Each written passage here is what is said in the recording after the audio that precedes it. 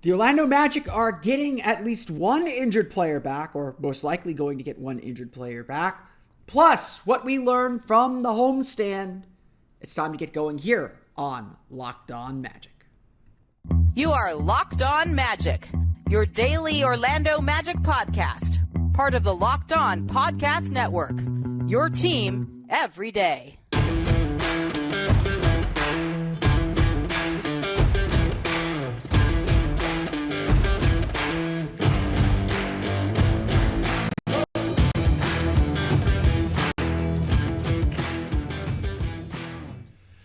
And you are indeed Locked On Magic. Today is November 18th, 2022. My name is Philip Rossman-Reich. I'm the expert insight editor over at OrlandoMagicDaily.com. You can follow me on Twitter at PhilipRR_OMD. On today's episode of Locked On Magic, the Orlando Magic are set to get probably at least one of their injured five back, plus Wendell Carter back. That's good news. We'll get into a little bit about what it means to have Gary Harris back in the lineup, plus what we learned from the Magic's 7-game homestand. We're going to get to all that coming up here in just a moment. But first, we want to thank you again for making Locked On Magic part of your day every day. No matter who your team is, no matter when you listen to us, we truly appreciate you making Locked On Magic part of your day every day. Remember, there's a great Locked On podcast covering every single team in the NBA. Just search for Locked On and the team you're looking for, the Locked On Podcast Network. It's your team every day. We've been waiting. It's been the big talk. It's literally all anyone on my social media channels for however long they still exist. What everyone on my social media channels have been talking about, it's the huge discussion. When are players getting back from injury? And honestly, it sometimes feels like, as I mentioned yesterday, that the more information the Magic actually gave, the more they shared with the public, the more they shared with the fans, the more antsy and impatient fans got that there wasn't sooner or whatever the case is. Well, let's make December. Let's make this time now from Thanksgiving to Christmas or to the New Year or whenever it is. Let's make this a comeback season because the Magic are going to get players back from injury. Let's get to the first one first, the guy that isn't coming back. Kobe Price of the Orlando Sentinel spoke with Paolo Banchero after Wednesday's game against the Minnesota Timberwolves. Paolo Banchero did not travel on the Magic's 3-game road trip to Chicago and Indianapolis. That will leave him out until at least Friday's game against the Philadelphia 76ers. That's the next Friday's game against the Philadelphia 76ers. Banchero telling Kobe Price that the injury's a little bit worse than maybe they let on. Not that it's anything more than an ankle sprain, but he felt sore after going through the practice on Saturday. It's an area where he hasn't been injured before. There's an abundance of caution, as there always is with this team. And so it does seem like it's going to be another week to a week and a half. Again, there's an actual concrete timeline there. So we won't see Paolo Banchero until at least next Friday, until after Thanksgiving. He is out for this road trip. He's out for Friday for sure. Probably not traveling up to Indianapolis Saturday or Monday for those games. And so he'll get some more time to rest and recuperate. That, again, is something that I think most of us should support, as frustrating as that is. But there is good news on the injury front. Wendell Carter listed as probable with his plantar fascia sprain. Getting him back obviously resets a whole chunk of this team, gives them an extra big body. They're obviously going up against Nikola Vucevic, Andre Drummond, and then Miles Turner coming up on Saturday and Monday. That's a big deal. That is a big thing. We should not overlook that. We should not denounce that at all. But the bigger news coming out of this is Gary Harris officially upgraded to probable for Friday's game. The Orlando, to me, that is a sure sign. That is a greater than, that is a very good chance, a good betting chance that Gary Harris will play and make his season debut Friday in Chicago against the Chicago Bulls. Now, whether he plays Saturday against the Indiana Pacers on a back-to-back, certainly a bigger question. Maybe there is still some load management going on, but Gary Harris has cleared the final hurdles that he needs to, provided that he is feeling good Friday morning or Friday afternoon or Friday evening. He will play for the first time this season. This is obviously good news. Gary Harris is always the closest one to returning from everything that I've seen within the Amway Center. He's been shooting out on the court during the homestand for the last couple games. That is a sure sign that a guy is almost back and almost ready to take the floor once again. this is incredible news. Before the season began, we believed Gary Harris could be in the running for a starting spot. We believe that at full strength, that his shooting would be something very valuable as someone who could space the floor for this team. He was a 38% three-point shooter last year, just a really, really just solid veteran player. And more than anything else, it was that consistency and that veteran presence that I think a lot of us believed would benefit this team the most. Just someone who knows where to be defensively, knows where to be offensively, someone that this team can trust and turn to on the court, not just the coaches kind of echoing what the coaches are saying or saying what the coaches can't say on the floor, but with seeing what they see, not necessarily what they see on the floor, not necessarily see what's being seen from the bench. Gary Harris, is it going to blow you away with anything? I think he averaged 11 points per game last year, but he is just very, very solid in all that he does. And while I don't anticipate that he'll start, I think the Magic will stick with their jumbo lineup for a little while longer. I do think that it's, obviously not having Paolo hurts a ton, but I do think that some of its effectiveness is starting to wear off and teams are starting to figure out how to attack it and how to deal with it. But Gary Harris is going to be a huge boost for the bench. Obviously, Orlando will still have a point guard problem, and I think that's still something that this team's going to struggle to overcome a little bit. But I also think that this is something that's going to help this team tremendously. Obviously, we talked about it so much. After Wednesday's game against the Timberwolves that this team just needs bodies. They need dudes who can play. They need players on the floor to compete consistently. And missing a full rotation, a full lineup, and some bench players of rotation-level players, that's enough to kill any team. Not just this Magic team that already has a low margin for error, but just kill any team. And so getting Gary Harris back is just an absolutely huge deal. I am a big fan of Gary Harris's play. I think, he doesn't do too much. He was in the top quarter of the league in catch and shoot three-pointers last year. He was deadly from the corners, especially the right corner, if I'm not mistaken, throughout the season last year.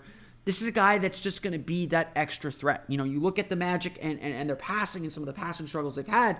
Some of it is not making that extra pass, not trusting that next shooter in the corner to be able to hit that shot.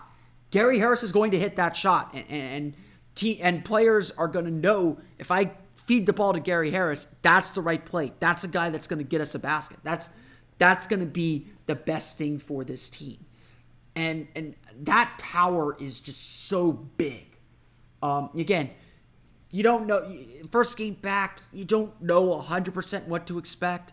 You shouldn't expect him to have a game like he had in Indiana last year or to make, 5 threes right off the bat. It's going to be a little bit of a learning curve. He's going to have to kind of get his sea legs back under him, get his conditioning back, but his presence alone is going to force defenses to focus on him and give Franz Wagner that extra step and that extra driving lane. It's a good thing. Obviously, getting guys back is a good thing. And Gary Harris is someone that is valuable to this team and valuable for this team. And I, for one, am very, very excited to see him back on the floor and to see him just be able to contribute something again to this team. He is a good player. He's a really good player, guys. And I just think that it's just gonna be really good. I mean, I'm just excited to see him play again, and that's really the key here.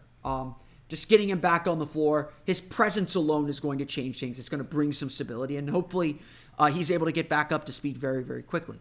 There's no other updates on any other players. All the other injured Magic players who are not listed as probable stayed home for this road trip. So no Markelle Fultz, no Jonathan Isaac, no Mo Wagner, no Cole Anthony, and obviously no Paolo Banchero. They're going to be out until at least Friday. Again, Cole Anthony had told Kobe Price and Leonard Sindel he was hoping to be back between Thanksgiving and early December. I think Thanksgiving would be a little ambitious from what I've seen at the Amway Center. But again, I've told people this. Guys traveling with the team is a very important step because that means that the team believes they will get more from traveling with the team than from staying at home in the training facility and getting their work in at the training facility. So Again, I would say that none of those guys are probably super close to returning because they're not traveling on the Strip, because it's better for them to be at the Advent Health Training Center than it is to be on the road trip. We're going to get into a little bit about the Magic's road trip, talk a little bit about the game against the Chicago Bulls, but first we're going to recap the Orlando Magic's homestand and what we learned about this team. We'll get to that coming up here in just a moment. But first, a quick word from our pals at BetterHelp. This episode is sponsored by BetterHelp and brought to you by BetterHelp. Sorry, I'm reading this ad copy for the first time. BetterHelp is sorry about that.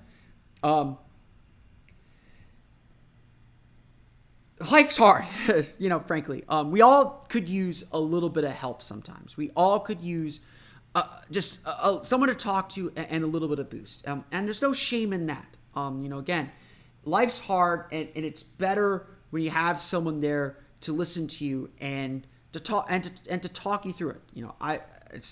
Therapy is something that I've used throughout my entire life. It's something that should be more encouraged and should be more accepted, and it's getting more accepted and becoming more accessible. And that's why BetterHelp therapy is really just so good and so important. Life doesn't come with a user manual. So when it's not working for you, it's normal to feel stuck. And navigating any of life's challenges can make you feel unsure, whether it's a career change, a new relationship, becoming a parent, or any other major life event, or any other mundane life event, to be perfectly honest.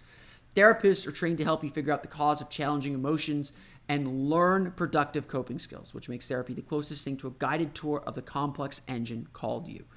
BetterHelp has connected more than 3 million people with licensed therapists. It's convenient and accessible anywhere, 100% online. I've been in therapy for throughout many points in my life, whether it was dealing with the tragedy of the Orlando Magic in my younger childhood. That is only half joking there. Whether it's dealing with the challenges and pressures of school, whether it's dealing with my parents were divorced. I went through therapy as my parents went through the divorce. And even in college, just dealing with the pressures of school and college and being out on your own, there's no shame in asking for a little bit of help or just looking for someone to bounce ideas off of and get some guidance and a different perspective on things. As the world's largest therapy service, BetterHelp has matched 3 million people with professionally licensed and vetted therapists available 100% online. Plus, it's affordable. Just fill out a brief questionnaire to match with a therapist. If things aren't clicking, you can easily switch to a new therapist anytime. It couldn't be simpler. No waiting rooms, no traffic, no endless searching for the right therapist.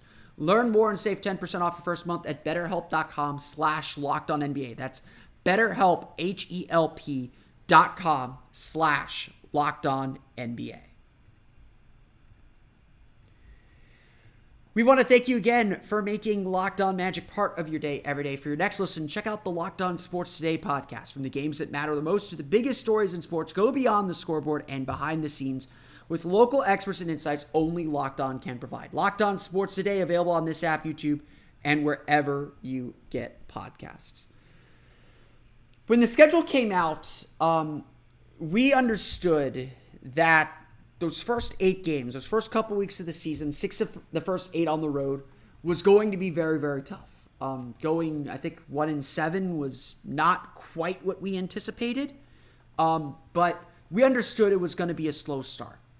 Even then, looking at the next 7 games, a 7-game homestand, we understood that would be a chance to kind of make up some ground and find this team's footing. But looking at the opponents during this homestand, Phoenix, Dallas, Golden State especially, it definitely seemed like this was going to be a tricky homestand. That going 3-4, 4-3 would be a success, would be a sign that this team has taken some steps forward, has established a little bit of a base, has figured some things out, but still has a little ways to go.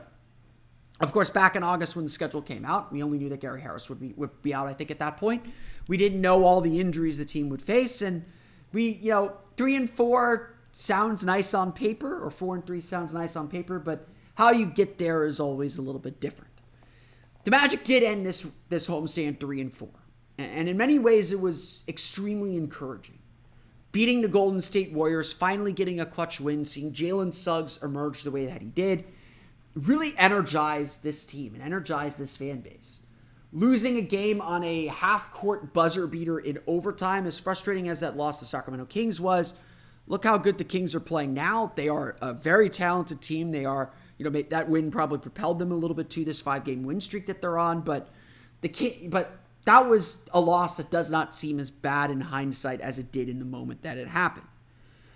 Beating the Dallas Mavericks and Phoenix Suns without Paolo Banchero, really impressive stuff. The defense was really tied together. We could see the intensity and the focus that this team could bring. These wins, these 3 victories, and even the Sacramento loss to some extent, showed what this team can be. It showed the kind of focus and the kind of intensity that this team can bring and how this team can take those next steps. After struggling so much on the road, Orlando's still one of the few teams in the league without a road win. I would anticipate they'll get one here in the next 3, but you never know. This team has needed to find that foundation and to kind of reinforce what they learned in training camp and what they need to do to be successful overall. That's still such a big piece of the puzzle for the Orlando Magic. And to some extent, yeah, the Magic got a little bit of that here in this homestand, in these 3 wins especially. We could see what this team is becoming, what this team wants to be, the fight and personality that this team has, and their ability to win big games. I am a big believer, especially for young teams. Winning at home, winning big games at home in front of your home fans is a huge confidence builder. Is a huge kind of stamp and approval to show your fans, to show the people that are going to be in your corner the entire season that, hey, we got something here. Invest in us now. Be invested. And frankly, if there's one thing that we could say was absolutely positive about this homestand, Magic fans brought it every single night. The listed attendance dipped a little bit toward the end of the homestand. Obviously, sellout against Golden State. I believe a sellout crowd against Sacramento on a Saturday, granted. A solid crowd, a better than expected crowd for a Wednesday early tip-off time against the Dallas Mavericks due to Hurricane Nicole. But regardless of what the final attendance numbers are, Magic fans brought a lot of energy. Yes, there's the Magic's in-house media was trying to bring that point out and trying to pump up the fans, but I'll say this as, an observer and as a Magic fan myself, Magic fans brought it. I honestly don't think I've heard Amway Center this excited, this jazzed, and this engaged with this team since Dwight Howard left. There have been big games, obviously, that have brought fans out, that have brought kind of that clash, but between, like the big opponents and Magic fans who are trying to support their team. But the Amway Center felt like a Magic home court. Even against Golden State, to be perfectly honest. Magic fans brought it. They brought the energy, and they helped Orlando play some really good basketball and play with tons of energy. And again, if there's one thing that we learned in this homestand, my big takeaway is Magic fans are ready to cheer for a winning team. They're ready to see this team take some next steps, and they're excited about what this team can be in a way that they haven't been excited about a team in a decade. So kudos to Magic fans. If you showed up for any games at the Amway Center, you brought it. You're the MVPs. You might be my first quarter MVP if injuries keep going the way that they're going. And so kudos to you. The Magic are doing good things and able to play the way that they're playing and stay in these games because they're drawing energy from the crowd, and that crowd's only going to get better as this team gets better. So that deserves a special shout out. On the same token, 3-4 does feel disappointing because so much of what the Magic did and so many of the Magic's losses are just of the frustrating kind. I have warned people, I will continue to warn people, young teams don't know how to be consistent. Young teams play up and down to their competition. It's something that I learned watching the Tracy McGrady teams, where clearly a playoff capable team with Tracy McGrady just doing amazing things every night could beat one of the best teams in the league one night and lose to one of the worst the next night, both at home or on the road or wherever. That's what teams of this ilk could do.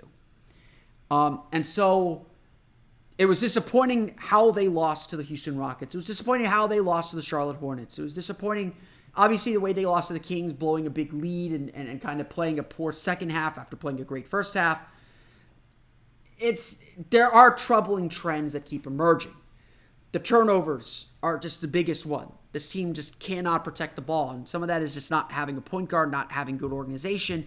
That falls both on personnel and the injuries, but it falls on the coaching staff for not doing a better job making it easier for players to execute. But at the end of the day, like, Bol sometimes doesn't execute a dribble handoff correctly, and there's no one on the bench to replace him because everybody's hurt.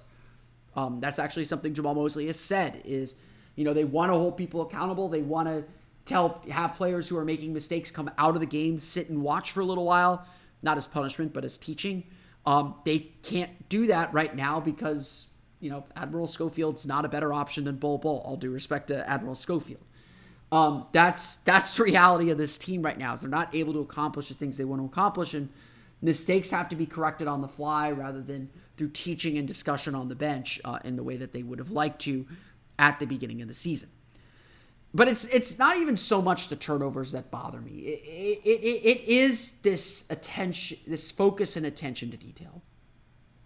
The loss to the Charlotte Hornets, the Magic got hit in the mouth early. The loss to the Minnesota Timberwolves on Wednesday, the Magic got hit in the mouth early. And just, frankly, just didn't look, not necessarily ready to play, because they didn't look like they were ready to match the intensity of their opponent. And small errors early just start piling up. And that is something young teams do. And again, I will continue to preach patience and to say, like, look, if they're still making these mistakes a month from now, if they're still making these mistakes in April, then yeah, let's be concerned. Right now, it's something to highlight and something to improve. They will get better. If they don't get better, then we'll have problems, but they will get better. And that's kind of where we have to sit with it right now. We have to sit with this team's youth and sit with the mistakes that they're making. But that was on display during this homestand. That was on full display. And yeah, if this team was going to surprise, if this team was going to do something that no one expects or that external people don't expect, then yeah, this homestand's going to hurt. Going 3-4 on this homestand, making the mistakes that the Magic made, losing a winnable game against Houston, losing a winnable game against Charlotte, that's gonna hurt. Losing a buzzer beater to Sacramento. I mentioned this. I love Kings fans. I love following. I follow a lot of Kings Twitter. If that's the shot that gets Sacramento into the playoffs, I'm going to be very happy for them and that fan base. But that's the reality. Is when you're on the playoff fringes, a buzzer-beating three-pointer is the kind of shot that gets you into the playoffs. That it makes the difference between making and missing the playoffs. And Sacramento may well look back. They've won 5 straight, I think, since that game. They may well look back at the end of the season and say that shot was a turning point for them making the playoffs, where if the Magic had won that game, if the Magic had kind of taken care of their business, maybe we're looking at something different against Houston. Maybe we're looking at something different against Charlotte. A little bit more confidence and less frustration in the way that this team's executing. Games turn like that. Winning back-to-back close games, I think, would give this team a huge shot of confidence. And they frankly, I don't think have played a close game since that Sacramento game. I mean, Dallas was close, yeah. So you get what I'm saying. The Magic are more than capable, even with the pieces that they're missing, of being better. And that's been kind of the big message. Is yes, there are good things. Yes, this team has shown its potential. It's shown its fans the potential. We saw that throughout the course of this homestand. But unfortunately, we have to say that this homestand was disappointing because we can clearly see this Magic team can be better. Even with everything they're facing, they can be better. And this next part of the schedule, this next month, really from Thanksgiving to Christmas, is extremely difficult. The Magic's play-in hopes may die here in the next month. And obviously there's 3 more games before we get to the really difficult part. Chicago's not a pushover. Indiana's not a pushover. I'm not looking past them. But starting with that game next Friday against Philadelphia, the schedule is really, really tough for this team. And they're going to need health. They're going to need bodies. They're going to need focus to get through it and keep themselves in position to make some noise and to make the growth that they want to make. Or, again, maybe that's not what they wanted at all, or what the franchise wants at all. So in the end, there was good in this homestand. But there was a lot left on the table. And hopefully by the time the Magic get back home to kind of reestablish their base in early December, and then again a little bit later around Christmas, around New Year's Eve, hopefully that will bring with it some solidity for this team. We're going to start, though, by talking about the Orlando Magic's road game as they head back on the road to take on the Chicago Bulls. We'll get to that coming up here in just a moment. But first, a quick word from our pals at SweatBlock. Look, I live here in Central Florida, and while the cold front has finally moved in, thank you. Oh, it felt so good to feel the temperature in the 50s. I know I'm in the minority here in Florida about that, but it won't be long before it's back in the 80s, before it's back in the 90s. This is Florida after all, and the one thing that Floridians deal with more than anything else is sweat. I walk around downtown, I work downtown, I live downtown. I try to walk to work. I love walking to work, but I hate coming to work with back sweat, with underarm sweat. I don't want that on me, especially in the summer, walking around. And that's why SweatBlock was invented, to prevent that kind of thing from happening, so you can enjoy the outside and enjoy the heat and enjoy the humidity without the nasty side effects of, your body trying to cool itself off with sweat. SweatBlock wipes were invented by a doctor, and they're guaranteed to work, or you don't pay. They call it the SweatBlock Dry Shirt Guarantee. If SweatBlock doesn't keep you dry, you get your money back. If you or someone you love is experiencing embarrassing sweat or odor, try SweatBlock risk-free today. Save 20% with promo code LOCKEDON at sweatblock.com. It's also available on Amazon. Again, that's 20% with promo code LOCKEDON.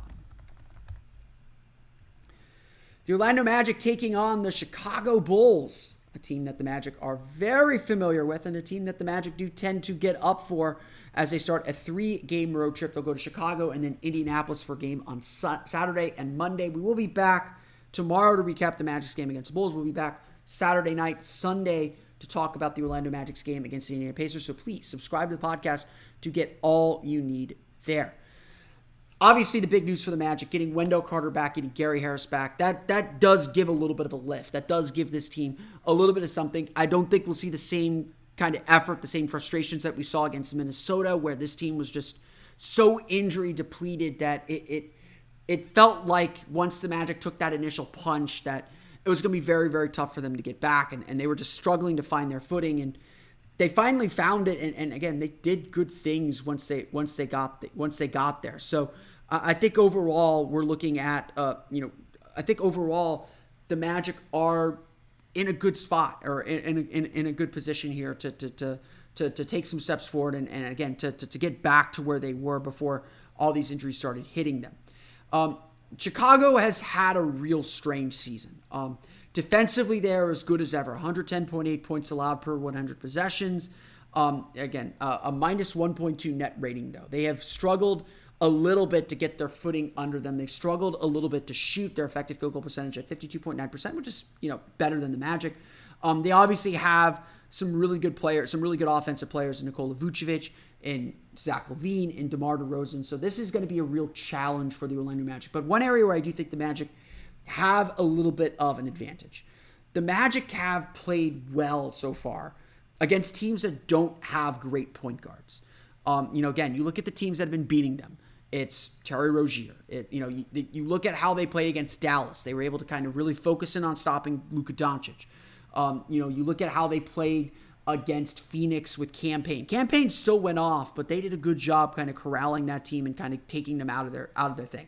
Chicago's not a slow-paced team by any stretch, certainly not as slow as Orlando or low possession as the Magic. They'll get out in transition, they'll get out on the break, but Chicago is a defense-first team. You gotta kind of try and break down their defense, and they're gonna try and keep scores low. The teams that beat them are the teams that are able to kind of score points quickly and kind of overwhelm that defense.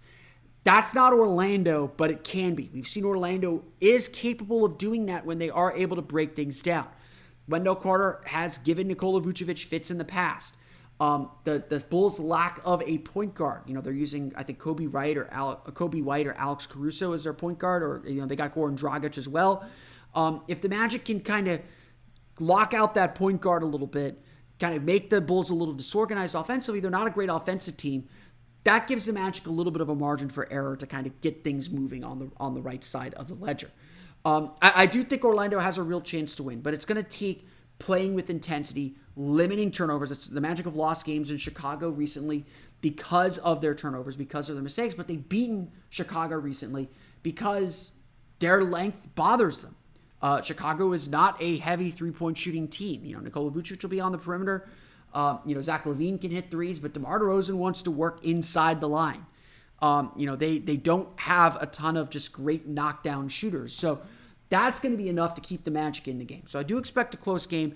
I expect a re-energized team, having Wendell Carter back, having Gary Harris back. I do expect them to be a little bit more focused and a little bit tighter defensively, and I think that will help this team take a really important step forward. Whether that results in a win, I don't know. Chicago's a really interesting matchup for this group, a good challenge. They haven't been on the road for a while. The Magic have really struggled on the road this year. Their shooting splits on the road, they're like a low 30s three-point shooting team on the road. Even with the Minnesota game, Orlando's up around 36-37% at home. There is definitely a thing where the Magic are going to be a better home team than they are a road team. But this is a game where the Magic are going to have to find themselves and kind of find their intensity. If the Magic play with intensity, the Magic play with defensive focus, the Chicago team will give them opportunities. They will give them opportunities to win. To me, this game, I think Chicago's defensive focus is pretty well understood. They're a veteran team. They know what they're doing. If Orlando brings defensive focus, they have a chance to win. If they don't, it's going to feel exactly like the Charlotte game. It's going to feel exactly like the Minnesota game, where, maybe Orlando does have a couple runs, a couple spurts where they're really, really good and they get themselves back in the game. I don't think the Magic get blown out by any means, but they can't be climbing uphill. If the Magic are climbing uphill, they're probably going to lose in this one. Tip-off is at 8 o'clock Eastern from the United Center as the Orlando Magic take on the Chicago Bulls. That starts a 3-game road trip. They'll head to Indianapolis next for a pair of games Saturday and Monday. Again, we'll have that all covered on Locked On Magic. But that's going to do it for me today. I want to thank you all again for listening to today's episode of Locked On Magic. Of course, find me on Twitter at PhilipRR_OMD. Subscribe to the podcast on Apple Podcasts, Stitcher, TuneIn, Himalaya, Google Play, Spotify, Odyssey. All of them listen to all the podcasts to your podcast-enabled listening device. For the latest on the Orlando Magic, be sure to check out OrlandoMagicDaily.com. You can, of course, follow us on Twitter there at OMagicDaily for updates throughout the game. Now that you're done listening to us, go make your next listen to Locked On Sports Today podcast. The biggest stories of the day, plus instant reactions, big game recaps, and the take of the day. It's available on the Odyssey app, YouTube, and wherever you get podcasts. That's going to do it for me today, though. I want to thank you all again for listening to today's episode of Locked On Magic. For Orlando Magic Daily and Locked On Magic, this has been Philip Rossman-Reich.